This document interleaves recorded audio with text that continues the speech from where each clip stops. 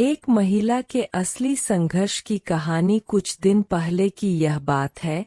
मैं मेरी मौसी के साथ एक कार्यक्रम में गया था जहां मेरी मुलाकात एक महिला से हुई। मेरी मौसी से मुझे उसके बारे में काफी कुछ पता चला और सच मानिए उसे सुनकर मेरी आंखें भर आई। आप भी पढ़िए क्या है उस बेचारी की कहानी। वह सिर्फ 17 साल की थी जब उसकी शादी एक ऐसे आदमी से करा दी गई जो उससे लगभग 14 साल बड़ा था। शादी के एक महीने बाद उसे पता चला कि उसका पति शराबी है।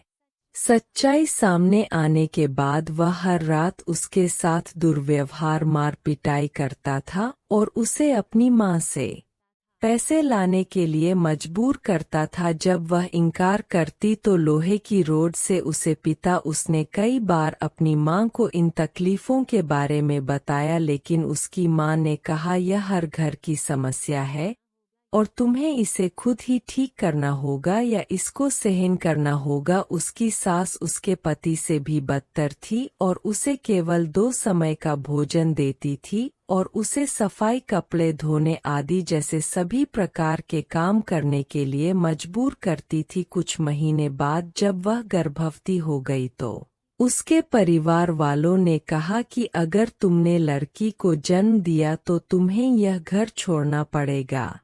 दुर्भाग्य से उसने एक लड़की को जन्म दिया। वह दिन उसकी जिंदगी का सबसे बुरा दिन था और उन्होंने उसे बुरी तरह पीटा और घर छोड़ने के लिए मजबूर कर दिया। ऐसे में कोई क्या करेगा। उसने आत्महत्या के बारे में सोचा लेकिन उस बच्ची के चेहरे ने उसे रोक दिया। वह जानती है कि उसे अपनी बच्ची को सफल बनाने के लिए कड़ी मेहनत करनी होगी। उसने अपनी सोने की बालियां बेच दी और एक पेपर कैरी बैग फैक्ट्री में नौकरी करने लगी जहां उसे सिर्फ 5.200 कैरी बैग बनाने के लिए मिलते थे। उसे रोजाना कम से कम 8 से 9 घंटे काम करना पड़ता था। इस काम के साथ साथ उसने एक ढाबे में टेबल और बर्तन साफ करने का काम भी किया और उसने वहां रोजाना 5 से 6 घंटे काम किया और प्रतिदिन 0.0 वहां से कमाने में सक्षम हो गई। अब वह प्रतिदिन 250 से 0.0 की कमाई करती थी जो उसके बच्चे को पालने के लिए पर्याप्त थी। लेकिन कुछ महीनों बाद उसे पीठ संबंधी कुछ समस्याओं का सामना करना पड़ा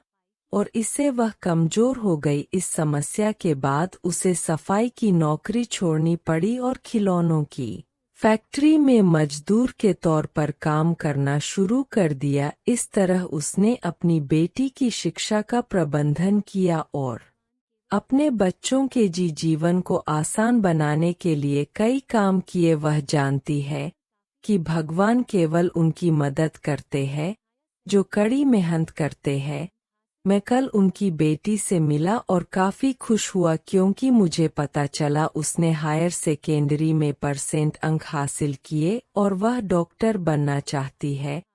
उसके पास अपनी बेटी के अलावा कुछ भी नहीं था और उसने अपने पति को छोड़ दिया और उसे कोई आइडिया नहीं था कि वह आगे क्या करें लेकिन उसे खुद पर विश्वास था। दोस्तों, आजकल थोड़ी सी समस्या आई नहीं कि लोग हार मान लेते हैं, डिप्रेस्ड हो जाते हैं या अपने जीवन को ही समाप्त करने की सोचते हैं।